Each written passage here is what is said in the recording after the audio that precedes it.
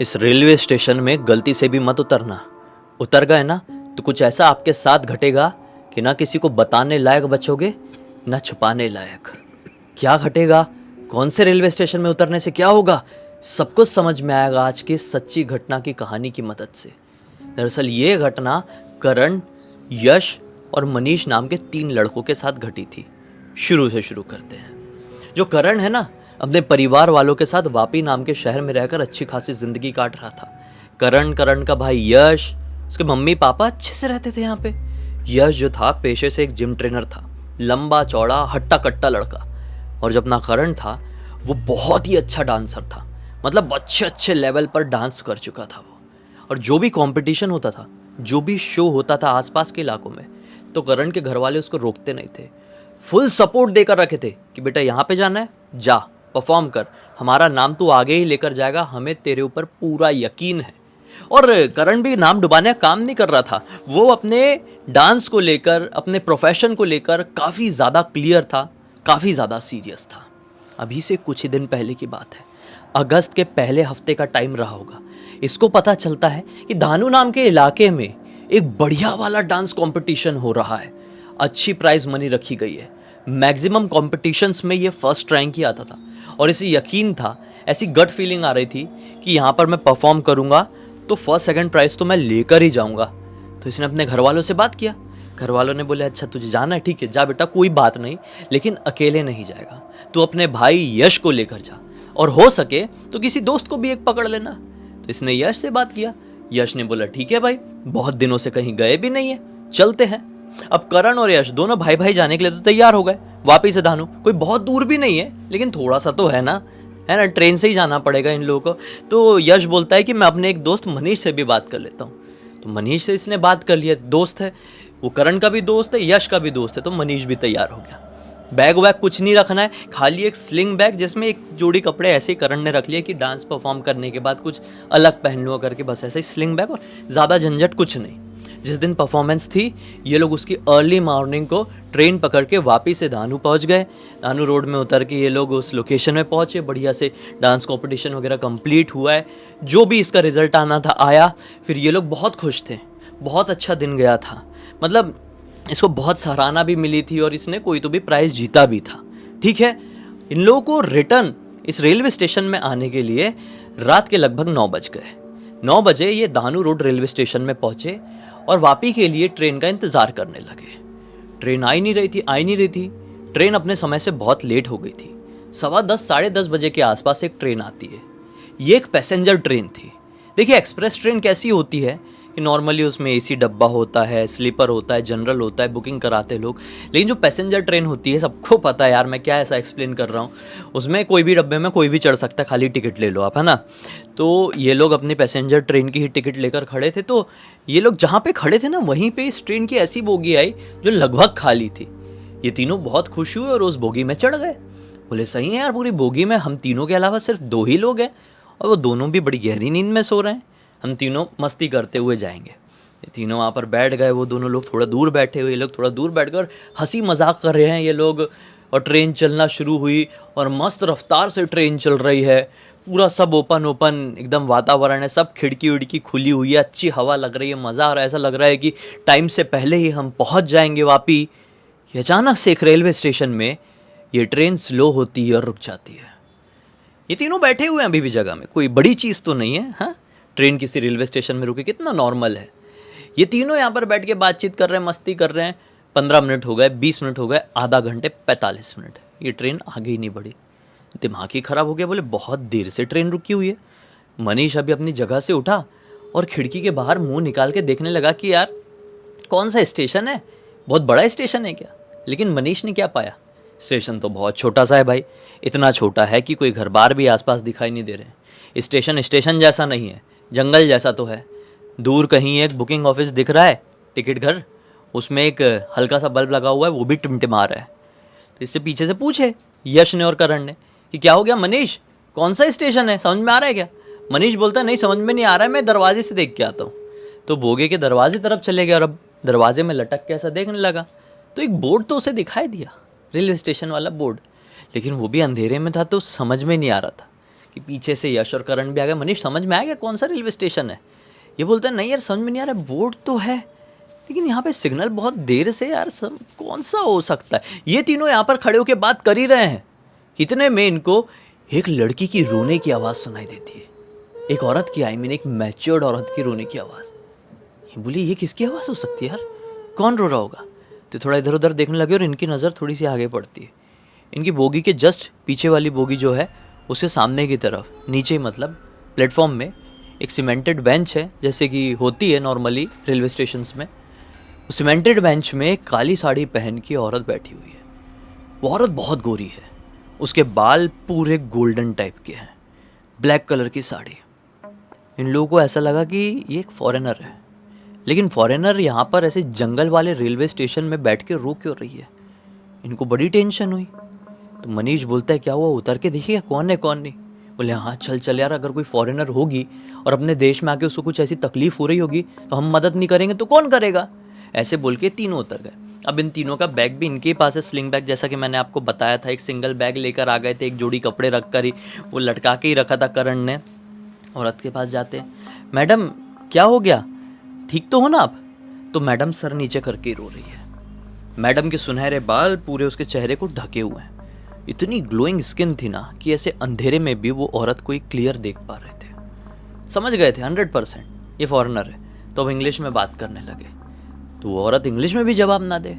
कितने में इनकी जो ट्रेन है वो पा पा पा बजा दी अपना हॉर्न, निकलने के लिए तैयार हूँ भाई। तो मनीष बोलता है अरे भाई ट्रेन निकलने वाली, ये औरत कुछ बोल नहीं रही है, चलो चलते हैं। तो फिर रोक देता है अपना करण, बोलता है अरे कैसा कर रहा है मनीष यार, कोई बाहर से आई हुई औरत है, कोई तकलीफ में होगी, मुसीबत में होगी, हम नौजवान मदद नहीं करेंगे तो कौन करेगा? हाँ, फिर बाद में फिर हम ही लोग पछताते हैं कि यार कोई हमारे देश में आया तो उसके साथ गलत हो गया, हेल्प कर देते, जाने दे ट्रेन को, दूसरी ट्रेन तो आएगी ना, बैग भी हमारे पास ही है, कोई बहुत दूर भी नहीं है यहाँ से वापी, अब कुछ ही देर बची हुई है, ज़्यादा ही प्रॉब्लम हुई तो बाहर निकल के कोई टैक्सी ऑटो कुछ भी देख लेंगे, कैब वैब, निकल जाएंगे वहाँ से। तो वो ट्रेन ना वैसे ऐसे करके जाने लगी। वो औरत कुछ जवाब नहीं दे रही, खाली रोए जा रही है, सिसक सिसक के रो रही है, बहुत परेशान है वो औरत। उसको देख के समझ में आ रहा है यार, लेकिन मनीष को पकड़ना है ट्रेन। ट्रेन बढ़ चली और मनीष भी बोले तुम दोनों रुको, मैं जा रहा हूँ ट्रेन से। तो अब चलती ट्रेन में मनीष ना चढ़ने के लिए जाने लगा, तो उसको रोकने के लिए पलटे पीछे, कह रहे मनीष क्या कर रहा है यार, चलती ट्रेन में नहीं चढ़ना चाहिए। ऐसा करके ना ये दोनों भाई यश करण उसकी तरफ बढ़े हैं कि यश का पीछे से औरत ने हाथ पकड़ लिया। मत जाओ, हिंदी में बोली। ये क्लियर हुआ है कि ये औरत फॉरेनर नहीं इंडियन है। उसका मत जाओ जो ऐसा था ना, उसको सुन के मनीष भी रुक गया और ट्रेन अब निकल गई। ये पलटे, हाँ नहीं जा रहे हैं, क्या हो गया आपको, कौन? वो औरत ने अभी भी सिर नीचे रखी है, सिर नीचे रखे रखे इसके हाथ पकड़ी हुई है यश का, और मत जाओ ऐसा बोली थी रोने जैसी आवाज़ में, मेरी कार्टून जैसी लग रही, उसकी नॉर्मल लगी थी, ऐसा उसने बोली। तो यश ने बोला हाँ नहीं जा रहे हैं, हाथ छोड़ो। वो औरत हाथ ही ना छोड़े, बड़ी टाइटली पकड़ लिए। यश ने बोला अरे छोड़ो यार, वो नहीं छोड़ रही है, सर नीचे करके रखी। अब करण बोलता है अच्छा ठीक है हम नहीं जा रहे हैं, आपकी बात सुनने के लिए तैयार है, लेकिन आप मेरे भाई का हाथ तो छोड़ो। वो औरत ने और टाइटली हाथ पकड़ लिया और बिल्कुल ही नहीं छोड़ रही है। अब हट्टा कट्टा यश, बॉडी बिल्डर है यार, जिम ट्रेनर है, वो हाथ नहीं छुड़ा पा रहा है। यश को थोड़ा अनकंफर्टेबल हो गया कि ये क्या हो रहा है यहाँ पे। हाँ, यश पूरी जान लगा दिया, लेकिन उस औरत के हाथ को टस से मस नहीं कर पाया। बाकी के दोनों मतलब करण और मनीष टेंशन में आ गए कि चल क्या रहा है। ये लोग इस औरत के हाथ से ही निपटने में लगे हुए हैं। इन तीनों को किसी की छन छन छन प्रॉपर जो घुंघरू या पायल होती है ना, उसकी आवाज़ सुनाई दी कि कोई मोटी मोटी पायल पहन के इनकी तरफ पड़ रहा है। अब ये लोग उसी तरफ देखे जहाँ पे टिकट घर था, वो टिमटिमाता हुआ बल्ब जो था वहाँ पे, उसकी तरफ। वहाँ से क्या देखे कि एक औरत इनकी तरफ चल कर आ रही है। ये एक बुढ़ी औरत है और इस बुढ़ी औरत के हाथ में कुल्हाड़ी है और वो इनकी तरफ चल कर आ रही है।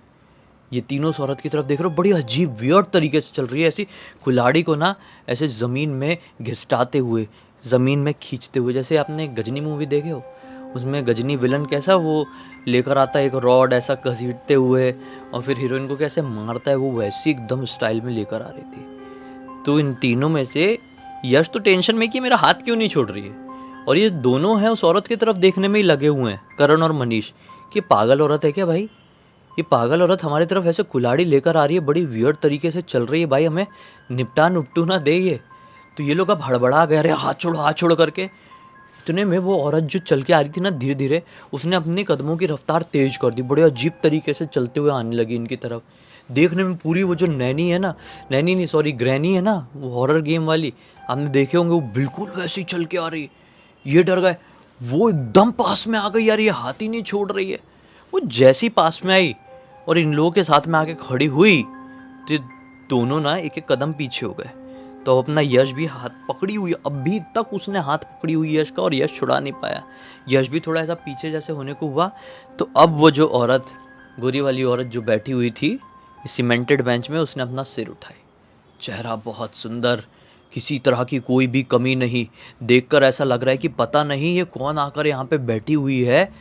भाई उसके चेहरे में बस एक कमी थी कि जो उसकी आंखों की पुतलियाँ थी ना, वो सुई की नोक जितनी बारीक थी। अपनी आंखों की पुतलियाँ कितनी बड़ी होती हैं जनरली, उसकी सुई की नोक जितनी ऐसी एकदम छोटी सी, और आँख एकदम चमक रही थी। और उसी की वजह से उसकी आंखों की पुतलियाँ काली काली ब्लैक सी ऐसी पॉइंटेड दिख रही थी।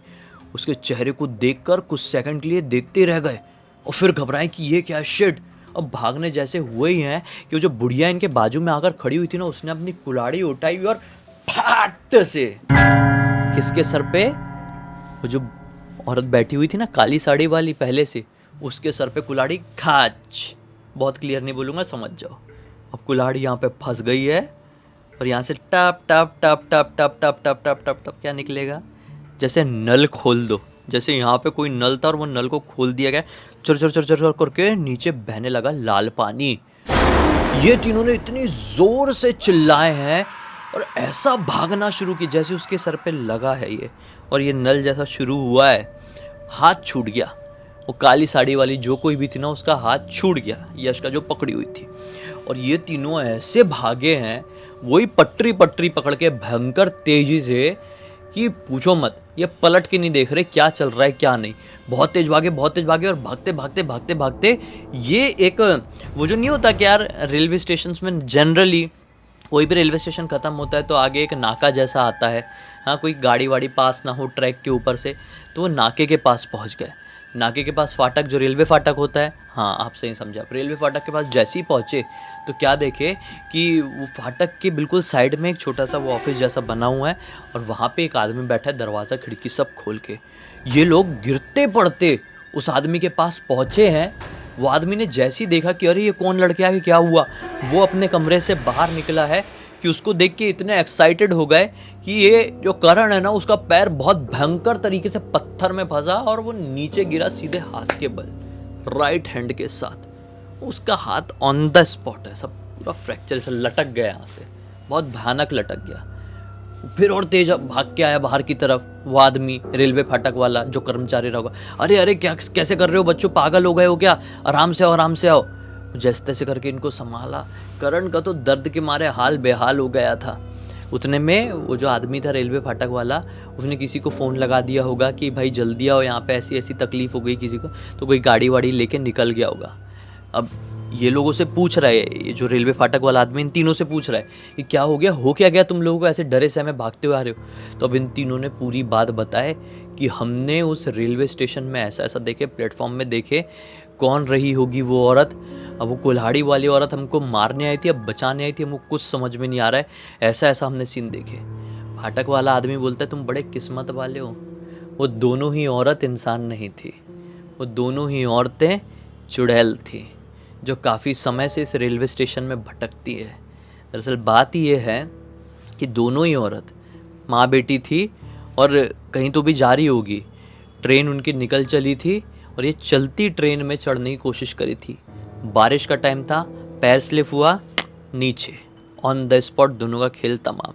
उस दिन के बाद से दोनों की आत्मा यहाँ पर भटकने लगी।